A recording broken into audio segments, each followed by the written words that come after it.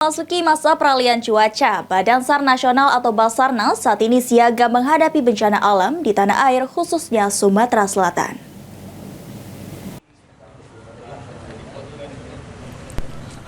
Bencana yang beberapa hari ini terjadi di sejumlah daerah tanah air khususnya Sumatera Selatan menjadi perhatian untuk diwaspadai dan diatasi. Oleh karenanya, Kepala Badan SAR Nasional Basarnas Marsikal Madya TNI Kusworo dalam melakukan kunjungan kerja ke kantor SAR Palembang mengimbau kepada seluruh anggotanya untuk siaga. Selain itu disampaikan oleh Marsikal Madya TNI Kusworo, saat ini cuaca yang pancaroba dengan pergantian yang ekstrim menjadi perhatian Basarnas dengan menyiapkan seluruh anggota dan peralatan guna menghadapi kondisi yang terburuk. Tentunya kita sudah menyampaikan tadi bahwa harus siap setiap saat, di mana selalu menyiapkan kesiapan dengan untuk menghadapi kondisi yang terburuk, tetapi kita juga harus berdoa untuk kondisi yang baik.